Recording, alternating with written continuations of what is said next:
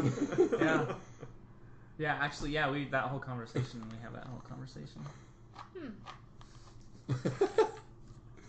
John, do you want to start us? Okay. Hello, welcome to the IronRodcast. Podcast number 6, I think. I think we're up high enough that we're gonna not get the numbers quite Stop right. numbering them. That's okay. Yeah. Anyway, I am... Actually, why don't you go first? I'm Peter. I'm Rhett filling in for James. I am John. And special guest listener, possibly, maybe she'll say something, is... Alexis. Hello, Alexis. Glad you joined us. Welcome, Alexis. Thank you. Thank you so much for providing craft services for this. Yeah, I was going to say, she made a great meal tonight. Yeah. And, No problem. she is welcome over here anytime. Anytime. Yep. You don't need this loser to come over. Serious. Please let the record show he's pointing towards John. Fair enough. Whatever. I'll make you dinner sometime, Alexis, but you probably won't enjoy it as much as if you made the dinner yourself, so... I probably would enjoy it. I would have loved some beef stroganoff made by you. Okay, cool. Well, I'll do it sometime. Anyway, I wasn't in Sunday school today, so No, what you we missed talking out. about? Our listening was taught by Annie Harrell. She did a great job, as always. Yeah. Apparently she's afraid to listen to this podcast because she's Really? afraid we talk about she her. is. Yeah. Oh, we're going to have to make her next week when we home teach her. Our home teaching lesson this week is 1 hour and 7 minutes long. But yeah, it was great. It was on Joshua. Started with Joshua 1. Ooh. Pretty much went through the entire book. Yeah. More or I mean, less. Yeah, we skipped all of the parts where, like, all the war stuff. Like, as they were going out and doing the ethnic cleansing of the Holy Land. Mm-hmm. Yeah, well, we didn't skip Jericho though, and I had a lot of thoughts on that. So, she called her lesson was "Be strong and of good courage" was what she called it. Of a good courage. Oh yeah, What? Like, What does that mean? It's from Joshua chapter 1 verse 9. Have not I commanded thee? Be strong and of a good courage. Be not afraid. So is that a typo? I don't know. It just seems It's, like a it's the weird Bible, placement so for... I don't think that that's wrong. Yeah. Like, I think this is completely accurate, 100%. Yeah, maybe like back in King James time, they just kind of threw in a few, This is the Canadian version, actually. Be of a good cheer. Old Canadian. Back when they said a, like not quite at the end of the sentence. Be of a, good courage. Oh, so good courage is good to have. That's fine. So wait, what else? The other things that are discussed in here is once they clean everybody out of the valley, then they, go through and say, okay, well this tribe gets this land and this tribe gets this land and breaks it all out in that way.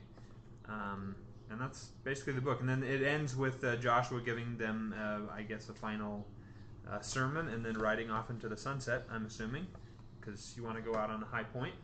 So Well, that was pretty quick with Joshua. I mean, Yeah. you talked last week that he's like he's the type of Christ, and he kind of came and went.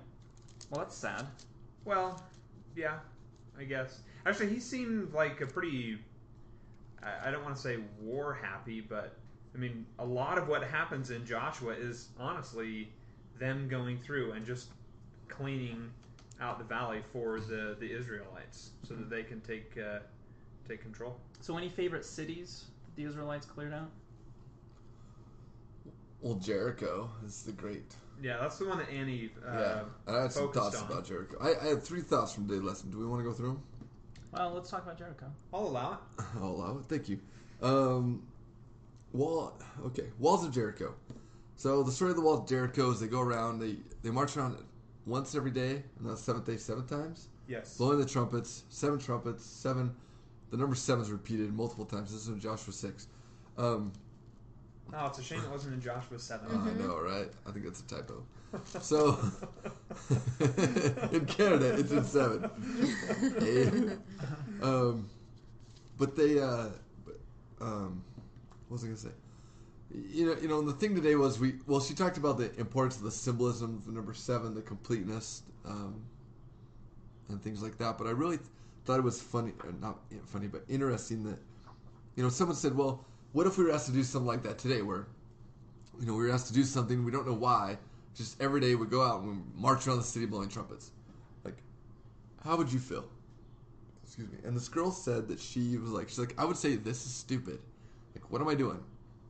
And then we segued that into, well, you have to have faith that this is going to go somewhere. But more than just faith, my thought was today, what if they were explained the importance of it as far as symbolically?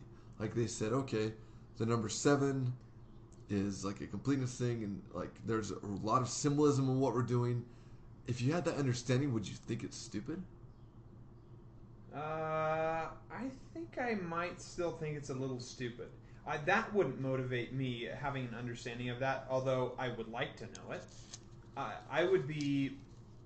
if I understood and trusted that Joshua was a prophet of God and that he was actually getting information, revelation from God, then I wouldn't hesitate to do whatever he had asked. I mean, that's me personally. I loved Annie's answer. I mean, it was the other Annie in our ward who actually gave the answer of, I'd go and do it, but I'd be thinking in my mind, oh my gosh, this is incredibly stupid. What is the point of this?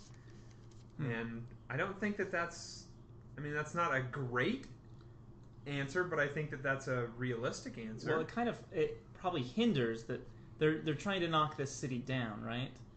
And so, like, a symbolic meaning to their actions would be less meaningful for the people. Like, if we went to the temple because we needed to knock a city down, like, if you go to the temple 7 times, like, once a week for 7 weeks, and you did that, then this building would fall down. Maybe we wouldn't get the symbolic meaning of the temple because we were projecting it somewhere else instead of just the symbolism of itself. Yeah, I'm not even sure exactly what the symbolism might be with this, other than the number 7. I don't know. Well, the number 7, right? Someone help me on this one. I've always been told that it's kind of like it's like a divinity number, because the number 3 is associated with God, and number 4 is associated with man, and the 2 together is like coming together, and it's a perfection. Oh, I didn't know that. Yeah, and I only know that, and maybe I've been misinformed on that. You're the one who knows that? Where did, I only know that. I'll tell you why I know that. Well, I know about the 3. I'm not sure about the 4 one. Yeah, the 4, okay. Yeah, I can't remember if that's exactly how it's been said, but like 7 is kind of like, it's cool. It's a cool number. All the numbers are cool. The 7 is kind of, it's a symbolizing of the perfection between God and man.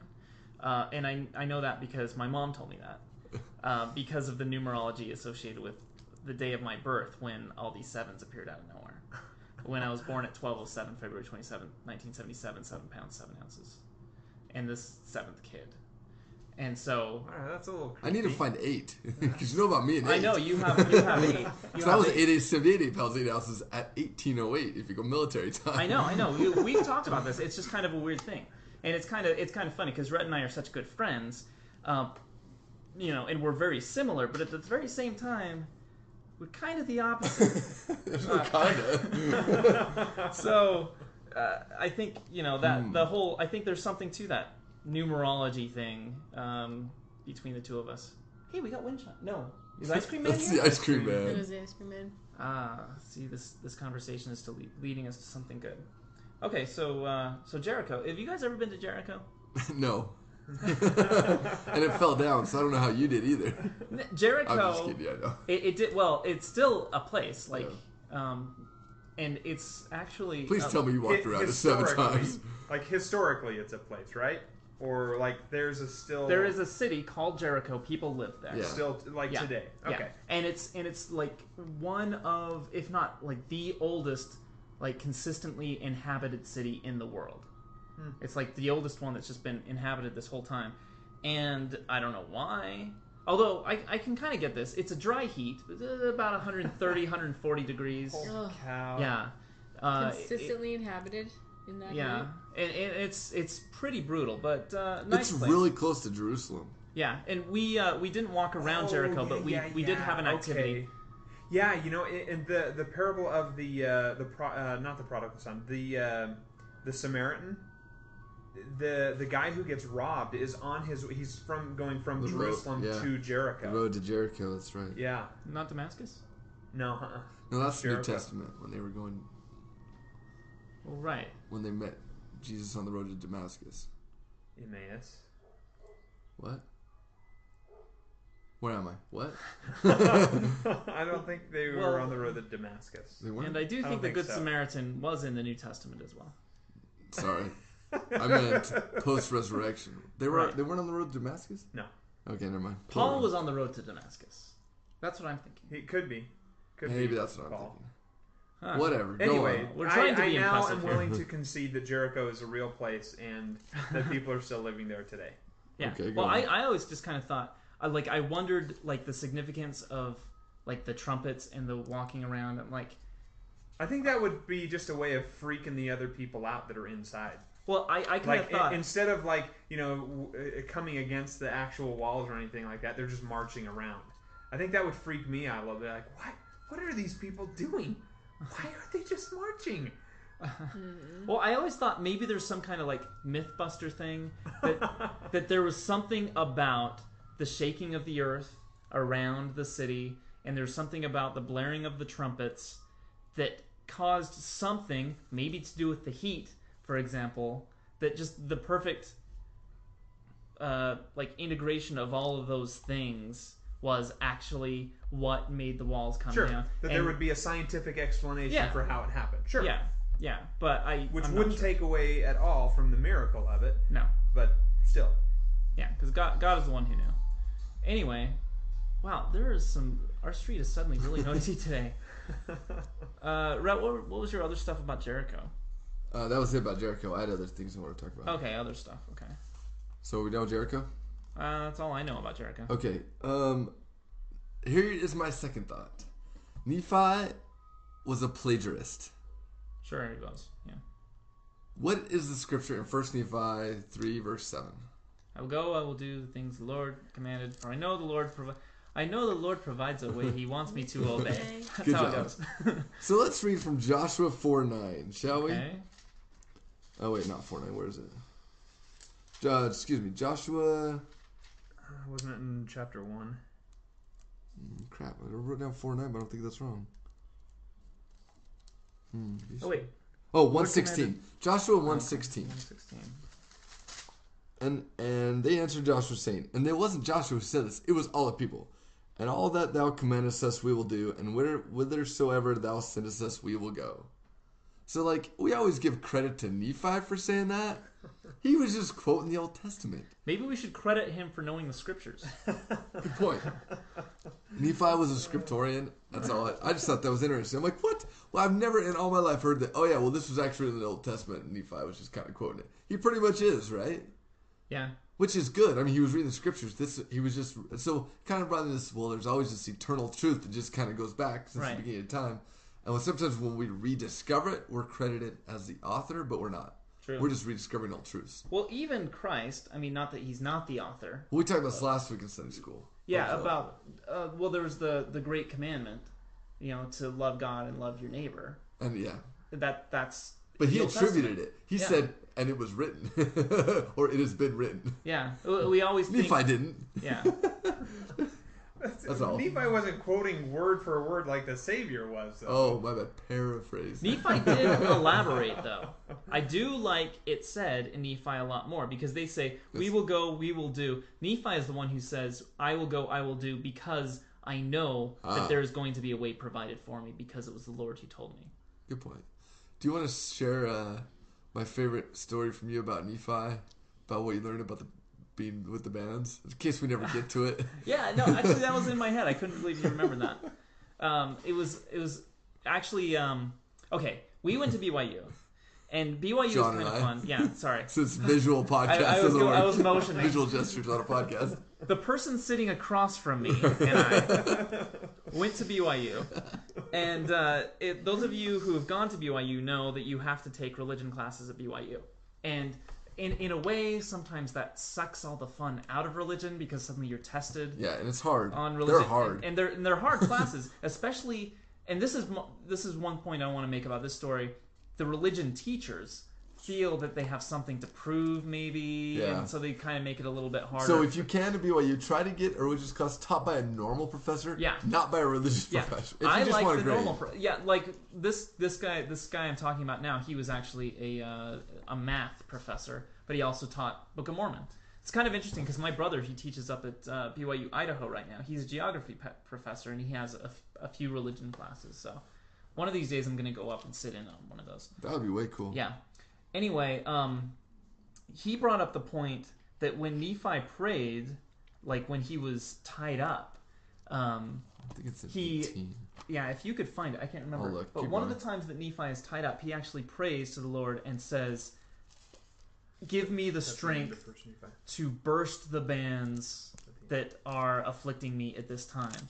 And then the way my professor said it was like, it's almost as if God kind of gave Nephi sort of an ego check, like calm down, because he doesn't have Nephi burst the bands, he loosens the bands for him. Like, okay, don't be such a drama queen, Nephi. I'll get you out of here. You don't have to make such a major event out of it or anything, but be a little quieter too. So I always thought that was just kind of a funny story about Nephi.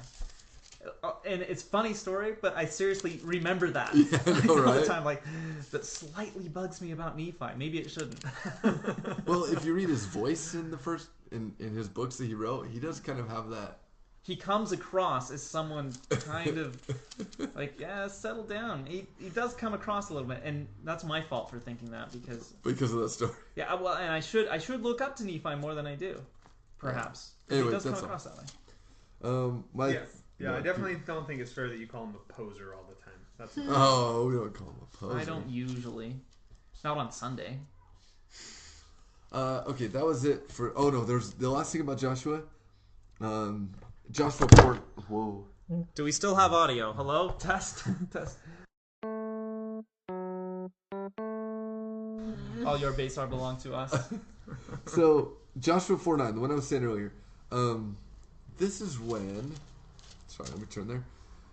It's the 12 stones they pull out of the bottom of the River Jordan. Right. And then they place them up. And in Joshua 4:9, it says, at the end of it, it says, talking about stones, and they are there unto this day. And I'm like, what? The day when this was written. Who's writing this? Because obviously they're not there today, are they? I don't think they are. No, we would probably know. not. We would know if they were there. Okay. What if Joshua wrote it? And it just happened. Pretty easy to say. It's been like 3 days. The kids haven't got to rub bugs, just made a fort. But, no, so I looked it up online, and most scholars tend to think that this book may have been written even by Samuel. Oh, yeah?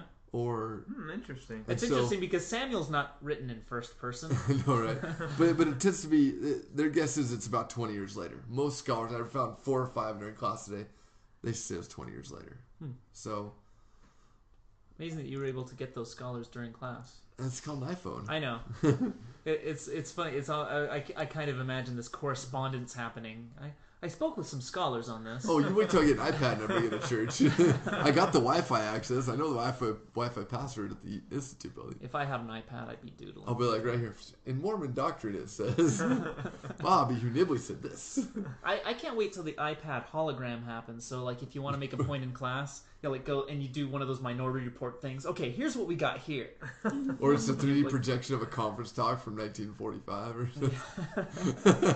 What's sad is even at that point I'll still be using my old style like overheads. I love your overheads. We haven't seen them for a while. Yeah, I haven't. Maybe I'll pull some out and do some this next week. It's not like Bill Watterson is suing you. Just bring him back out. He probably will if he those are all my points about Josh. She did a great job. It's just one of those classes you learned and just sat there and... You know, if this isn't a knock against Annie at all. I was just... We just glossed over the very end, chapters 23 and 24. If I had been teaching, I would have loved to have covered, chapter 24 because I think it's verse 15 especially. That's the one that says, choose you this day whom you will serve. Oh. But as for me and my house, we will serve the Lord. I just love that as a discussion point in general. Like if I would have gone out of my way to make sure to cover that, because I really enjoy that verse. Because you can say, look, figure it out, Israel. Choose right now who it is you're going to serve. If it's going to be, the gods of your fathers or the gods of the Amorites, fine, but you make a choice, make a decision instead of just going back and forth all the time. And then his final comment on it, which is, as for my house, we're going to serve the Lord. And I just think that it's a powerful, powerful verse. I love it. Which is probably why everybody, puts it up in their house at some point, somewhere. It was up in my house when I was growing up. Words on your walls. Is that on your wall? No. Actually, I don't have it up in this house. What's All right, on your wall? I'll just tear this out of my Bible Not here. everything is possible. Yeah, Alexis just moved to a new place, and in her wall, it's... There you go. I'll hang this now up on the wall. Brett and Alexis were horrified until they realized what Pete was planning to do with that scripture page. You just decapitated Dave Smith. Sorry, Dave. Anyways, Alexis on her wall. She's moved to a new place, and her wall is totally bare except for one right above the bed. It says, With God, everything is possible. in the cool little doily thing. The traditional words on your wall writing. Yeah. We have only one scripture written on our walls, which is, this is the scrapbooking room, I think. What does it say? Oh, it's one of those live, life, love things, I think. Live, life, love, scrapbook. Scrapbook is one of the words. It is. What scripture's that? It's in the Old Testament. It's in 2 Chronicles. Somewhere. Yeah. Somewhere. Yeah. I'm going to look up scrapbook. Isn't it like live much, love much, laugh often? So it's got to be scrapbook. Yeah, I've heard those. Yeah. I don't know. So you guys go on. I'll get the actual word. Alrighty. Anyways, Pete, so how do you really feel about that scripture? Love it. A little too early. But other than that, I mean, one thing I was going to say about these podcasts that I'm very grateful for, and if no one listens to them, fine. But if people do listen to them, maybe they can benefit from what I get out of them. Right. It forces me to pay attention in Sunday school. I'm like, we're going to be talking about this in about 3 hours. I better pay attention. It's Yeah. and so, yeah, that's what so if you're out there, maybe you could write in and say, like, hey, I have a question about this. It's a good reason to pay Or this is attention my for thought about everybody this. else. But yeah, for me, holy cow. Because Andy's lesson was great, and I don't think I would have paid attention to it as much if I didn't have to speak about it later. We've heard apostles talk about this from time to time, where they talk about, to keep a 3x5 card, with you at all times, to write things down. When you get impressions, that's the Spirit. And I always thought, I don't want to write this stuff down. It's just too much work. But as you point out, it focuses you a lot better towards the lesson. You know what's something cool? I keep a 3x5 card with me at all times. Look at that. Is that not 3x5? True. I think that's 4. That's not a coincidence, is it? I don't think it's a coincidence. I'm pointing to my iPhone, by the way, since I'm showing everyone this. I got this paint program, John. You'll actually like this. I never showed you this. It's called Sketches. And during conference is when I do this the most. I draw whatever they're talking about. So if Elder Uchtdorf's talking about flying, I draw a plane, and my handwriting or my sketching ability is terrible. But at least I know, and then later I look at it, I'm like, oh yeah, and I remember, his entire talk. I see that sketch. There's one in here about the iron rod. I've stored some. But here's the one it was about. I mean, obviously that's the iron rod, right? I mean, this is terrible. And I will email this to you. You can put it up on the side later. That's beautiful. Yeah, because I mean, obviously, an artist didn't do that, but that is the iron rod. But it's the iron rod. And when I was looking at this, what was conference on last weekend, I pulled up, I'm like, oh, they talked about the iron rod. And there was some more. I'll have to find them. I drew about, I don't know, 6 billion people. So I drew an Earth with 6 billion above it. And I was like, oh, yeah, he was talking about the entire worth of Earth. So it happened. Anyway, actually, I'd like to do a call out to Chase. Annie had him get up and give a brief account of the Jericho thing. Anyway, he drew some people up there, but he drew the stick people without arms. Mm-hmm. And then he talked about how they were like the group of people that went around were armed. And so I remember turning to Katie Galen and said, "Those people he drew are unarmed, though." And we giggled for quite a while. Probably missed part of the lesson, I think. Maybe Chase tried to. Maybe he was trying to imply that they were harmless. Oh, that's terrible. The Israelites. Actually, you did miss part. I when you guys were giggling, you missed Joshua 24:15. Choose you whom you serve. Oh, by the way, the scripture that's on the wall downstairs is "Live life, make memories, create scrapbooks." It's written very nice. Yeah. If I had my way, I'd redo. Is all Joe's stuff gone down there? No. Okay. No. Joe will continue to have a presence here long into the eternities. Right. Can I ask you a question about the massacres, though, that happened? Yes. Ask Peter, though. Don't look at me. So, Joshua was sent to massacre all of these people?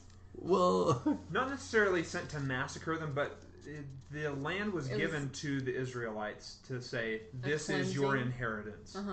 And I called it the ethnic cleansing as a joke. But it was the Lord who had said, okay, these people who historically had access to the covenant no longer were living it. Mm-hmm. And so, like, this goes way, way back to Abraham with his sons Isaac and Ishmael. Ishmael knew of the covenant that had been made, and it was no different than what the Israelites got when they left Egypt. It was to say to the Israelites, okay, you need to go out here and get rid of these people who are wicked, who are not living up to the covenants. They are serving other gods, and so therefore, and also, this is your land. This is your inheritance here. Okay. But it is. I mean, you said ethnic cleansing as a joke. I did, but how different? I mean, that's pretty much the definition, right? Very, very much so.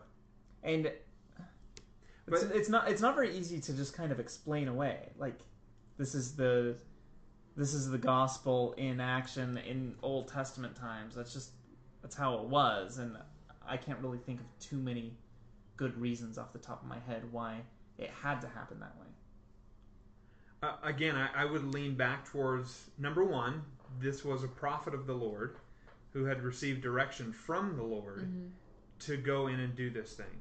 And so the explanation that I give to it, which is, one, that this was a land of their inheritance that they were to receive, and number two, that the people had the covenant at one point and had gone astray.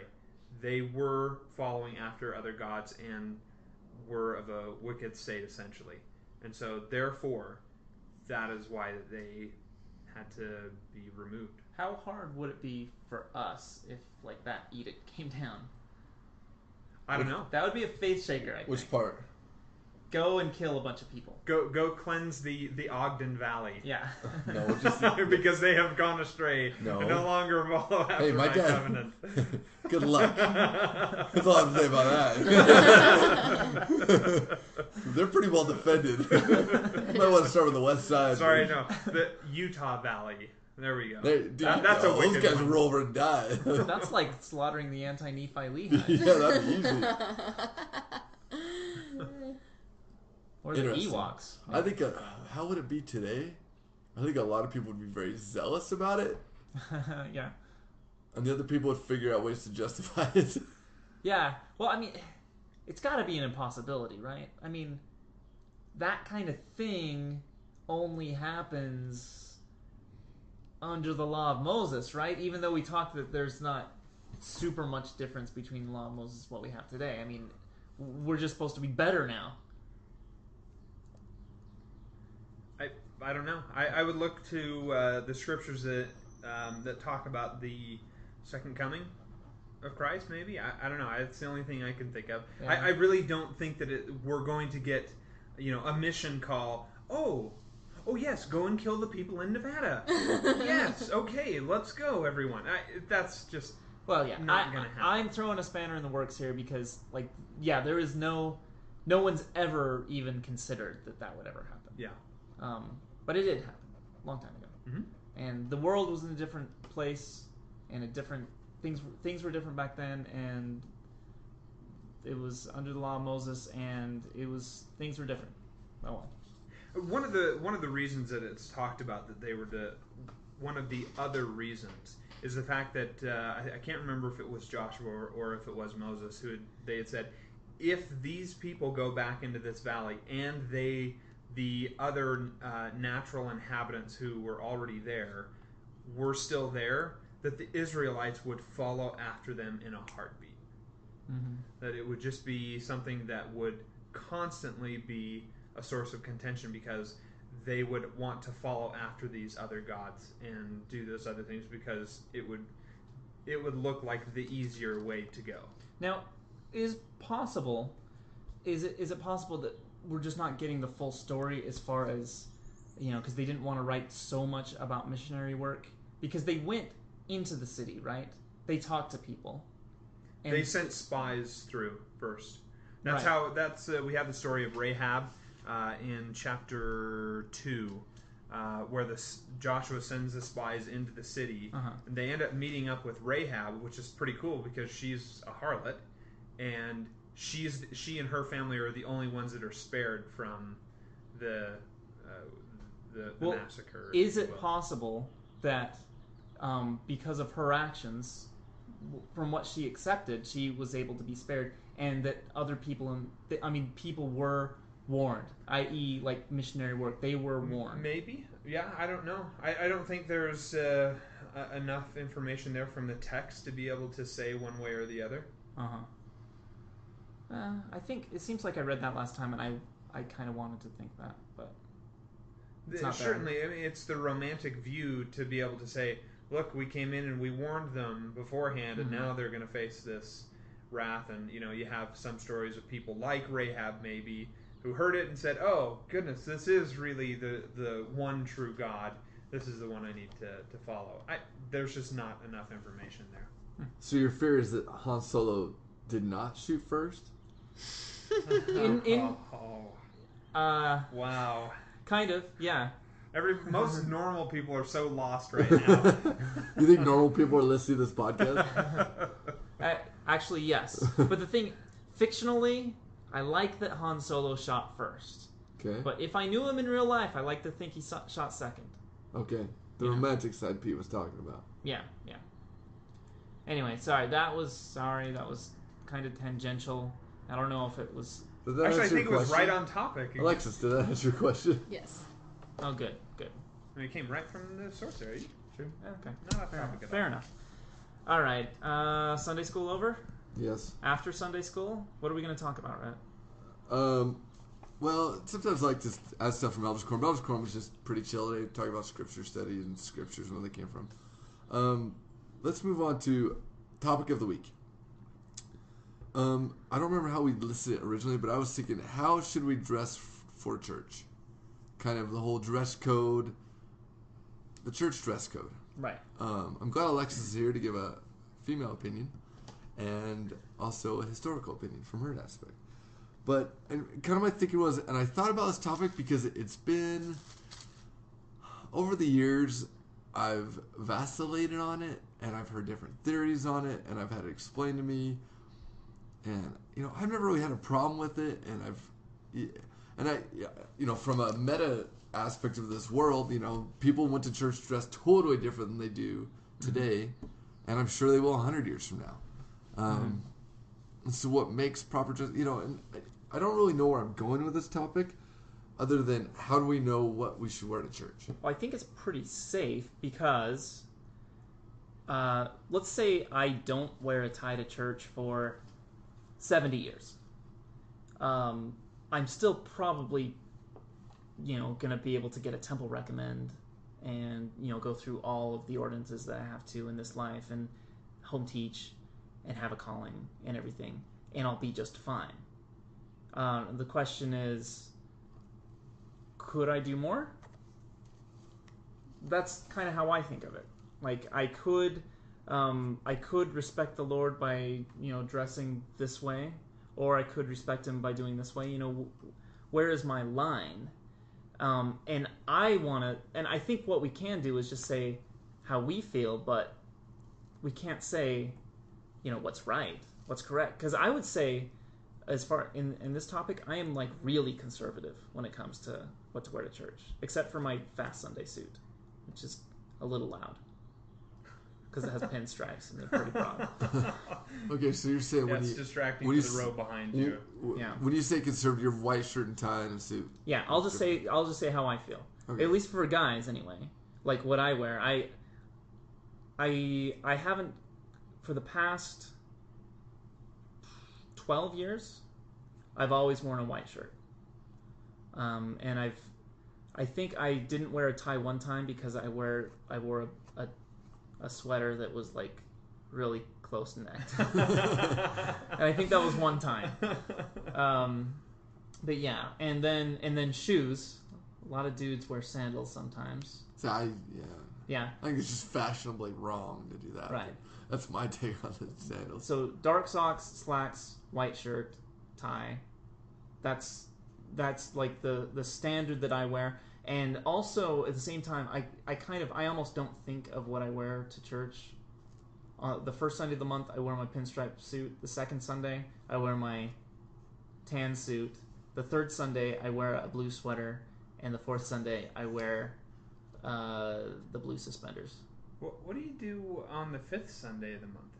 On the fifth Sunday, if I go to church, sandals with white socks, some man capris, I say man capris, and a plaid shirt. I think for girls it means something totally different when you're dressing for church. I think girls associate a lot more of themselves in their clothes, and it's more of an expression of their personality, I think, than guys think it is. But I think you should follow, like, there should be I think everyone is usually raised with the same guidelines of, modesty, but everyone, takes it their own way once they are their own person. Okay, so the argument is, and I've heard this argument many times in my life, like, what does it matter? God doesn't care what I wear to church. How do you combat that argument?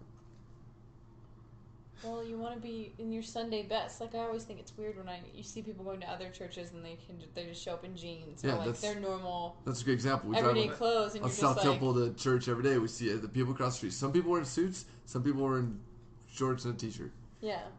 I've got a story that might illustrate my point. It was county fair. I went to county fair every year. When I was in high school, raised pigs. And did you go on the zipper? Did they have the zipper? I don't know. I never went on the fair rides. Oh. At any rate, my pig was down there. I basically had to be down there every single day to take care of it. And plus, you didn't want to just leave your pig around because there were open pens. Anybody could just walk through and do whatever they want. Pete, get to the point. How did you dress your pig? So it was a Sunday. I had to go down there, but I finished up what I needed to, went back home, changed, and instead of wearing like church pants, I put on jeans. And then I put on a colored shirt and a tie. And then showed up to church like that and I ended up even being late. How old are you? I was driving, so I probably senior probably. Go on. My mom and dad were so ticked off at me for showing up like that. Like, what are you doing dressed like that? That is where I'm like, look, I made it to church. What's the big deal? And I did it on purpose. Like my entire. Like, the only reason I even went to church, like, I could have probably just said, oh, no, something came up. I had to stay there at the fair. Couldn't go. Like, I did it specifically to wear these clothes to make some sort of, not a fashion statement, because by any means it was not fashionable, but just to be able to say, look, what does it matter what I wear? It doesn't mean anything at all. And I have since grown since those years, and I think very much so the fact that I was doing it on purpose was I put myself into a frame of mind. Now, while the clothes did not put me into a frame of mind, the way that I went about choosing them and my Sunday observance that day was totally just off. Mm-hmm. Like, I completely was trying to be disruptive to, other people, especially my parents.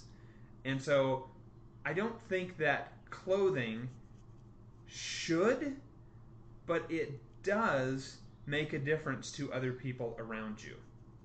I know I can say this honestly, that if a girl were to come into church wearing certain clothing that was not risque, but showing a little bit more, maybe is a little low cut, and they have, we've and seen a little, girls before. skirt that's a little high, I would have a tendency to notice them a little bit more and think, oh, hey, and my mind would drift off to the, the worldly aspect of girls wearing certain types of clothes. I can answer that honestly.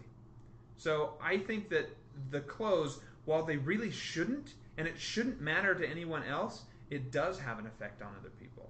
I don't understand, maybe Alexis can answer this, the clothes that guys wear, does it ever distract women at all? Do you find that you get distracted at all? I think girls notice other girls more than we Really? notice other guys, than we notice men. We, you notice what guys are wearing, but you pay a lot more attention to what other girls are wearing. Mm. I think we tend to check each other out more than we check out guys. It's that concept of girls checking each other out. That's like a new concept for me, but I've noticed that that's kind of the way it is. Well, I had 3 sisters growing up, and we took forever getting ready for church. Well, they don't check out; they shop. They shop on right. each other. Yeah. Just a bunch of walking mannequins. That's true. That's true too. But you're also, and judging. you have if you grow up in my family where it's you have to, everyone always was trying to look their best on Sunday. That was the one day of the week where you curled your hair and did everything, just because you were going to church and that was what you were supposed to do. But I also think that girls take judgment on what they wear a lot more sensitively, especially growing up as a teenager. If girls wear certain things to church and something is said and it's not said in the right way, then it also has the negative effect of turning someone away from the church just because of what they wore to church. Well, definitely, yeah. And that's the thing about talking about this right here. Pete, in your story, it was really good because I think I get a sense that you wanted to prove a point, but there was a little bit of pride in there. I don't know if I can say that. I suppose so. I was just being a jerk. I was just trying to make an argument between myself and my parents. Right. I was. Right. And so there's that kind of sense I can wear what I want so people can deal with it, the statement kind of thing. There's that kind of that's not really very conducive. At the same time, this is very dangerous for us to say this is what you should wear to church because then there's that aspect. And we can't. So all we can really say is this is what I wear to church. This is why I wear. This is why I think this is good. I'd be willing to go out and say that there are certain things that you should not be wearing to church. Okay. Well, there's I think there's a safe line. Yeah. There is a vague line. Because I said I always wear a white shirt. I think that's way past a vague line. People can wear colored shirts, and that's fine. Right? Here's the one point that I wanted to try and make to my parents at the time, even though I was just going about it all wrong, which was it really should not matter what you show up to church in. It shouldn't matter at all. No one should be looking at you and saying, "Oh, what a horrible person that is because they are wearing shorts right now," or that they're wearing a polo shirt. That's not a buttoned-up shirt. They're not wearing a tie. Mm-hmm. That sort of reaction has absolutely no place whatsoever. So I don't care what anyone bothers to show up to church in. I really don't. It's not going to affect me. At least in my life at this point now, it's really not going to make me think less of them. Mm-hmm. But there are certain types of clothes that when you're going there with the intent to worship the Lord, you ought to be thinking to yourself, how can I best present myself so that other people around me I'm not going to affect them, and I'm also putting myself in a position where I am I can't think of the right wording, but basically I'm presenting myself to the Lord in a certain fashion. I also think that it should just be relying on your parents. Your parents have to teach you those guidelines, and they have to be the ones that teach you that. And if, like you did, you're going to disobey your parents and wear something else, then if other people are saying things about it, that's just going to have a negative impact. If people, it shouldn't be anyone else's business. If your kids aren't going to listen to you, then they're not going to listen to you and they're not going to listen to anybody. It shouldn't be something that's like talked about or judgment should be made, because obviously they're trying to teach their kids the right way to do things or something. I don't think it should be someone else's business to come in and try to tell them what to do. Well, what happens, let's say one day in the far off future, I am a teacher's quorum advisor, and a couple guys in my teacher's quorum show up in jeans and t-shirts. They don't come from good homes. Maybe, maybe it's a split home. Maybe it's a mom with 7 kids. She doesn't even know her kid showed up like that. Maybe the other one's just like a best friend he brought, and he comes all the time. He's a member, whatever else. Is it do I have a responsibility to try to help them to dress nicer for church? And if so, how do I do it? You make an example of them.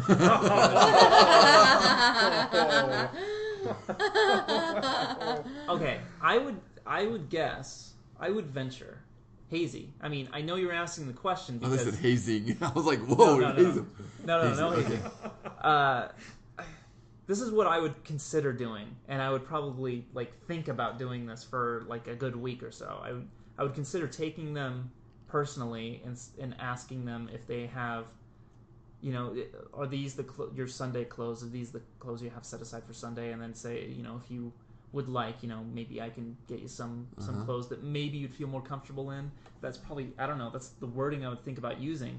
I don't think I'd feel good about just leaving them alone, because I'm not sure if they're wanting help or not. You said it was it was just one Sunday that they showed up this way. No. Every week it's I think it's every week. I think it's different. If you bring a visitor and they're wearing something, everyone just kind of understands they're a visitor. That's fine. Because I think kind of the idea in the church is you just kind of learn. There's certain things we do, and Nephi called them the good traditions of his fathers at one point, I think, where there's just things we just do because that's how it's done. And it's like the white shirt thing. I can show you for every white shirt that's somewhere in church, I could show you a nicer shirt that's of color that looks better on a person than a white shirt. I mean, we get guys, the hike out, some of the older guys do, not all of them, but some of them, they get yellow collars and the yellowed out shirts. And I'm like, you know what? You put a blue shirt on that guy, he would look 1,000 times better. Or a black shirt or something like that. It's not to, I mean, yeah, you want to look nice, but the LDS church, at least in the first part of the 21st century, we've said, it's a suit and a white shirt and a conservative tie. It's not a bow tie, although some people disagree with me on there. My brother-in-law wears the bow ties because he's a PhD student, whatever. He does? Yeah, sometimes. I've got a couple of bow ties. I just don't know how to tie them properly. That's on my list, to be able to tie a bow tie. John's bucket list. But yeah. I think there's just, so going back to, if somebody comes, it's like if they're just being converted to the gospel, I saw some of a mission. First couple times somebody comes to church, they just come in whatever. Then they realize in the Mormon church, we kind of dress up a little more for church than, say, the Catholics. And so they started to dress up more, and that just kind of took care of itself. I'm talking about, and I remember this growing up, and Lex, you and I talked about this once before, where it seems to happen a lot with the teenagers, 12 to 18 bracket. And then there's a different problem with the 18 to 30 bracket. And then after that, I think this problem kind of goes away, except for maybe laziness at some point. But the 12 to 18 bracket where it's just kind of like, it shouldn't matter, I'm going to wear what I want. So how do we deal with that? So if it's of a family who doesn't have enough, I would probably go to the parent and say, look, your son kind of shows up wearing this. It's not a big deal to me, but if it is, I'd like to help out. Okay. I wouldn't go to the kid. It would depend on the kid. I suppose there are certain kids I could go to and say, hey man, I noticed you don't wear this. Would you like to, wear some of these other things? Especially if they're going to be participating in the priesthood ordinances on the Sunday, which requires them to wear, trousers, white shirt, and a tie. I was going to ask about that. Is there an official requirement about the whole sacrament white shirt thing? I wish that I could read the church handbook of instructions, like the one that the bishop gets, but I would say yes, but Really? I have Only never the seen bishop gets something that? official. Well, Yeah. stake president as well. Because here are But my... nobody else gets a handbook like that? No, we don't need it. Yeah. Interesting. My dad would know that. I've read it. You don't want to read it. It's boring. You read it? Yeah. How did you read it? On my mission, we had one. Oh. French president. Oh no, it wasn't hidden. It was like, make sure the bishop is doing it right. And so one Sunday when the bishop showed a movie in sacrament meeting, I had to specifically get out the church handbook and say, Obispo, and this is all in Spanish. This part right here says not to show movies in sacrament meeting. It was the Prime the Pump one. It was funny. That's a great movie. That's a great movie. Oh, can I share my thoughts on? Well, real quick, and from John and from Pete, what they were just saying. I think that the point is, and this is kind of the conclusion I was drawing in my head, is you do it with love. You do it singularly, not in front of people. Mm-hmm. You try to show compassion for the reasons why they're doing it. It might be a money thing. It might be a lazy thing. It might be no one ever told them to. On the rare case that it's straight up, this is what I want to wear, obstinance, all right, that's fine. But at least your hands are clean at that point, I think. Yeah. It's just you don't want to make them feel alienated. And I think a lot of the problems with kids, especially in my case, personally, people make you feel alienated to the point where you don't want to come to church and you don't want... Yeah, that's why I said it should never, ever get to that point. No one should ever think, oh, you know what, that person doesn't belong here because of what they're wearing. Yeah. So I think we want to solve the problem without causing a bigger one. Right. Mm-hmm. With that in mind, can I share my philosophy for my own dress code? I don't know if you guys have similar philosophies or whatever, but okay, white shirt and tie for the sacrament. I don't know where it's said, and I'm pretty sure, and I'm sure this has happened in our ward, that we've actually passed the sacrament with colored shirts before. Oh yeah. And I've blessed the sacrament in colored happened. Shirts. Right. And so, I mean, we know it can happen. So it might not. It's not. I don't think it's an official rule, but I think that it's something that just about every bishop would say. Right. This is what we would prefer. Also, thinking about that, remember growing up that we were supposed to take sacrament with our right hand? Yes, I do. Mm-hmm. Then now it's just kind of established. Like, where did that come from? We don't know where that came from. No, it's not really said anywhere, right? I don't know of it being said anywhere. With that in mind... But that's what my dad taught to me. Right. Because the right hand is a covenant hand. Right, exactly. Okay, now that we know it's not said anywhere, we think it's not said anywhere, do you still take the sacrament with your right hand, usually? It's because I'm right-handed. I can't trigger the left cup. Without it being stated anywhere that I'm aware of, I would say you're fine taking it with any hand, just as long as you're actually taking it definitely worthily. Okay. In my head, with these two things in mind, I still take the sacrament with my right hand. Wait, consciously? I consciously do. Okay. I consciously do. It too. And it's not, and it's kind of a just in case thing, but I think it's the fact that I grew up with this kind of led to believe in the importance of doing it. And, maybe it's some kind of falsehood, but I kind of feel that if I actually take it with my left hand now, that I'm kind of going against this non-existent kind of clause in the church that we have. You're completely invalidating everything. You're damning yourself when you do it. Yeah, and it's not like I'm afraid to or anything, but kind of it's my own respect. Or kind pride. Of thing. Maybe, yeah. I've done it this long. I'm not changing, dang it. And I kind of feel the same way with white shirts. You can bless the sacrament, you can pass the sacrament with a different colored shirt, but I've always kind of, been brought up that it's symbolically important to do it that way. And since I've had that concept, I'm like, there's a good chance I'll be participating in an ordinance at church, so I'll always wear a white shirt.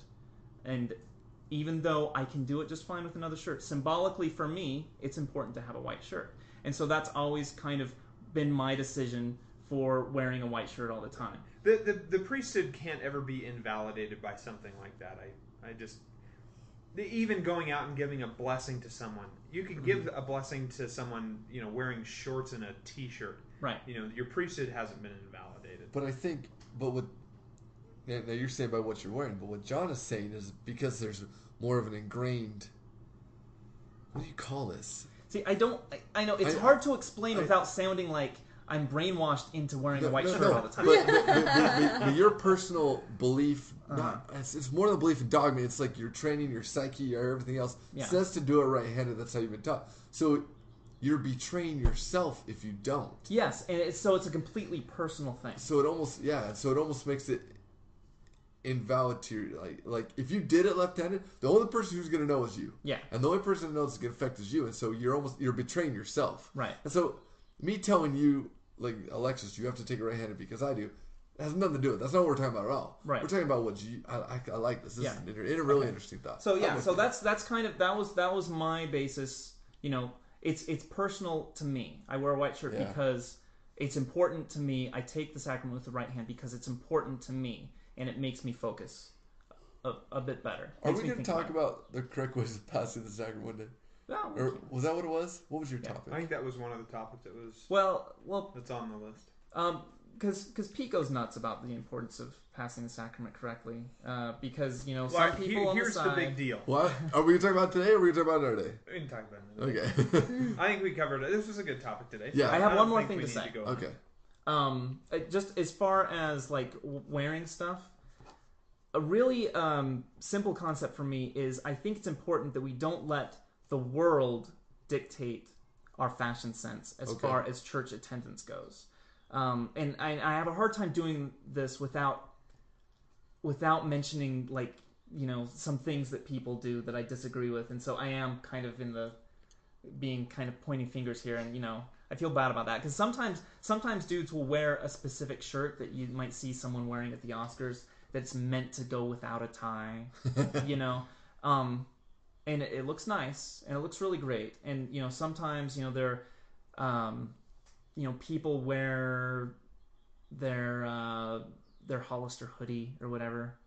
Oh, well, there was a girl today wearing a T-shirt. She was a new member. Flip flops. Do you remember her? The red T-shirt? My mom Yeah, would kill me if I wore actually. flip-flops. So like, now, and the funny part is when we talk about guys, it's usually one thing I want to say is with guys, we're not talking a modesty thing at all.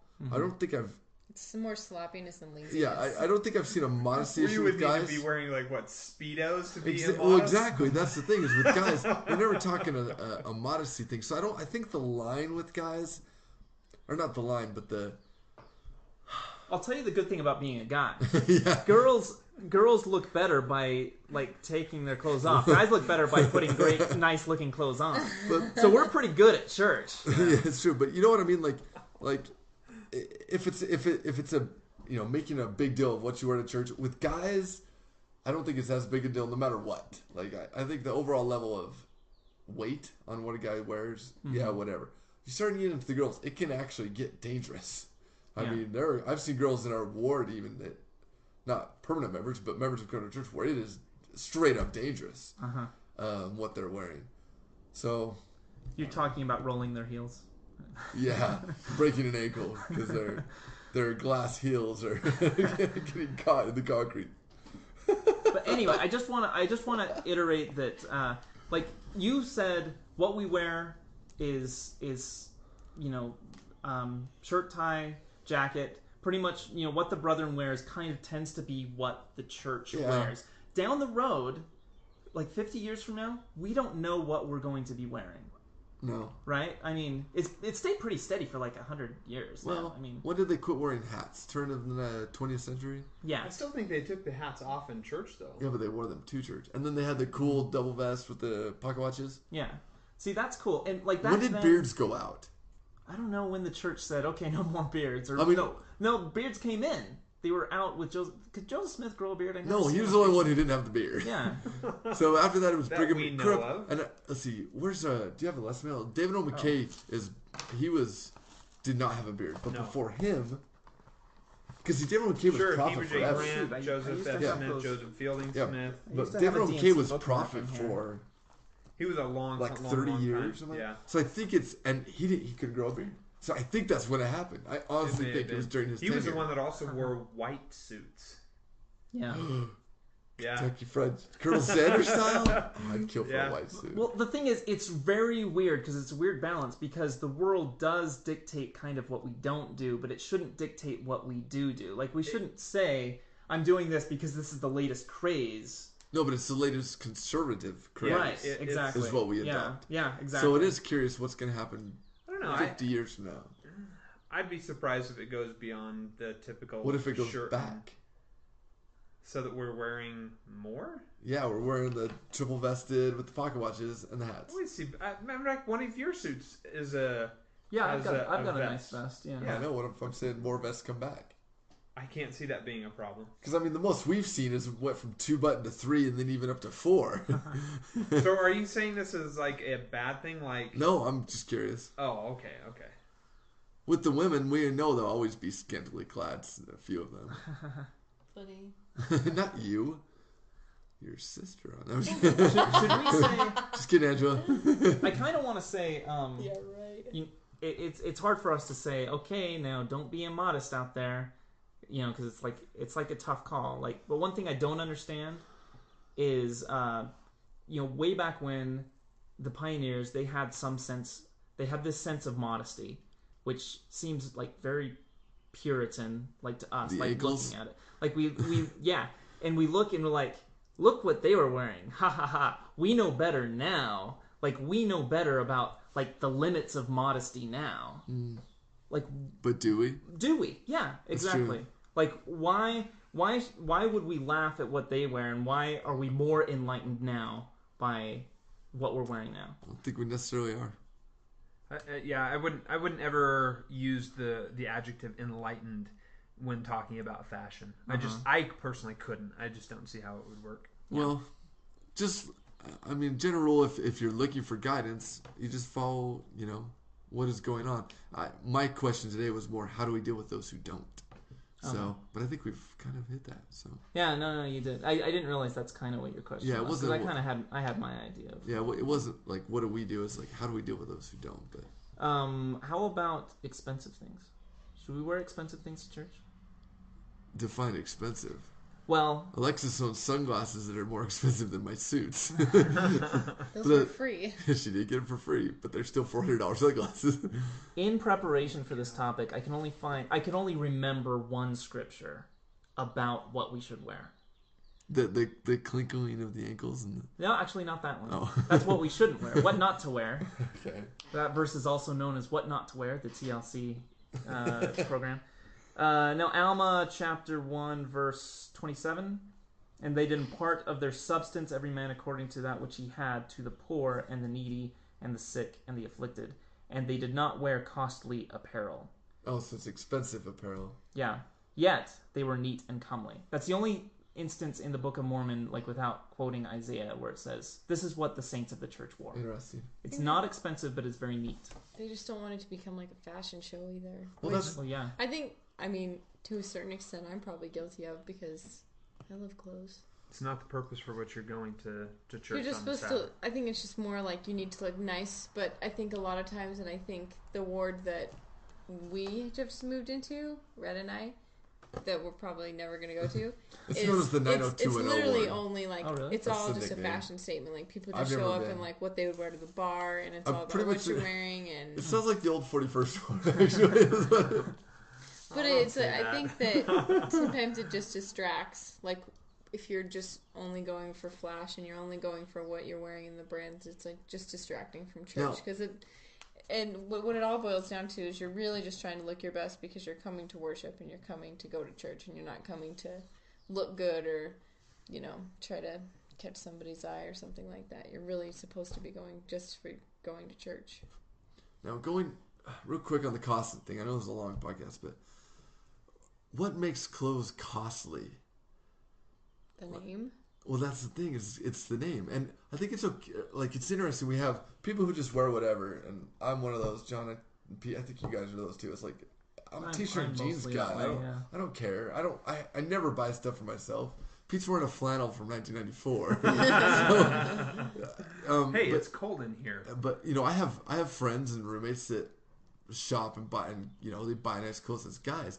But Chin. not the inflection shirts. But the funny thing about them is that they always look for deals. So they like to buy the nice clothes, but only pay $20 for them.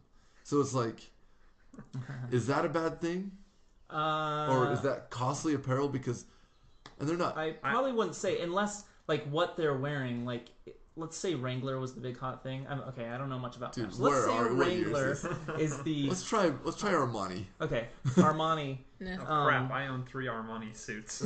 Yeah.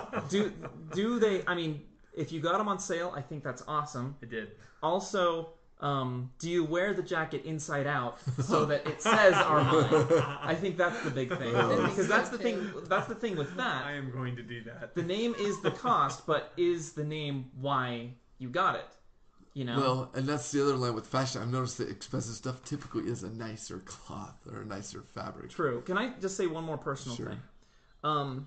No, actually, no. We're out of time. we really are out of time. But it was something Alexa said that kind of made me think of it. I'm not like super fashionable, but I do have my style. I do have stuff that I like wearing, and I kind of have a look. And you know, maybe I get some cheap clothes or whatever, but I do have a look, and I am guilty of my Fast Sunday suit is a really cool suit, and I like kind of showing it off and everything. But I think the point is, I have my 6 days where I am that individual and I show off who I am as a person, and this is you know, me kind of making a statement to everyone around me. But church is not that time. Yeah. Okay. And so we should kind of teach that with love and compassion. Yeah. Like all those. Yeah. 'Cause I think we have that understanding here. Yeah. Exactly. And most people we know, but I think that's a good point. Yeah. So I think that's good, and I think we were pretty good to the people. I'm sure a few podcasts from now we'll be raining fire and judgment a lot more than we have been. We'll wait until that happens. Okay, good. Saving that check? Oh my goodness. Tucked it away, right? You want to hear what our outro music is?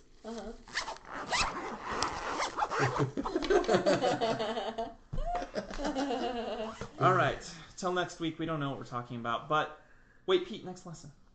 It is going to be the Book of Judges. Oh, So Judges is I'm so pretty good. sure we are going to be covering. Gideon. We're going to be doing Samson. Ooh, even better. Yeah, Samson. yeah. Watch the movie. We're going to probably be covering that exclusively. Samson's kind of a jerk. I Dude, have a lot to say you about want to that. talk about a guy who's into himself? Yeah, there you go. Samson. Let's have some dessert. Okay. All right, we're gone. We're out of here. Bye. Did you have fun? Now, since you haven't listened to your podcast, Oh, please. that's